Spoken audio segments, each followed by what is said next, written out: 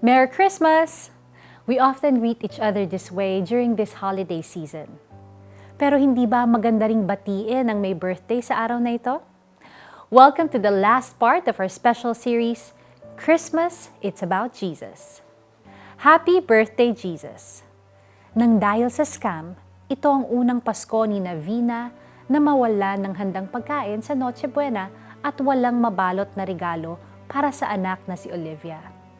Kinausap ni Vina ang anak at sinabing, "Sorry ha, wala ka munang gift ngayon."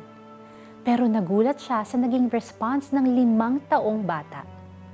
Kinuha ng bata ang balloon na natanggap niya mula sa birthday party ng kaklase at sinulat ang Happy Birthday, Jesus.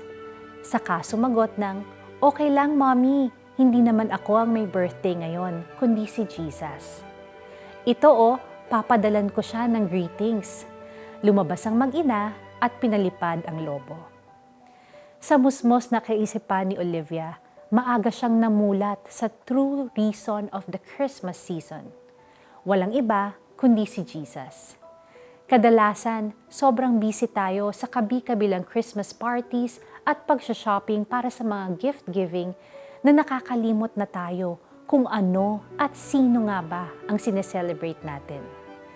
Kaya anuman ang sitwasyon natin ngayon, nakakaluwag man tayo o kinakapos, let us take this moment to really thank God for sending His only begotten Son para sa kaligtasan nating lahat.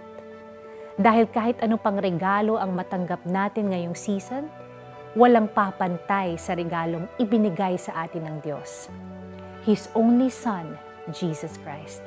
He is the one who made it possible for us to receive God's salvation, freedom, healing, protection, and favor. Let us pray. Dear Jesus, happy birthday po. Thank you po for giving your life for my salvation. As we celebrate Christmas this season, inaalala namin na everything is about you. May we celebrate your birthday in a way that glorifies your name. This we ask in your mighty name, in Jesus' name. Amen. Let us apply this today. Magsulat ng Happy Birthday, Jesus sa isang card at isama ito sa inyong Christmas decoration. This way, you can be reminded na siya ang bida sa araw na ito. Pagpasok sa bahay, nakita nila ang bata sa piling ni Maria na kanyang ina. Nagpatira pa sila at sinamba ang bata. Inihandog din nila sa kanya ang mga dala nilang ginto, insenso at mira. Mateo 2 verse 11. The real meaning of Christmas is Jesus Christ.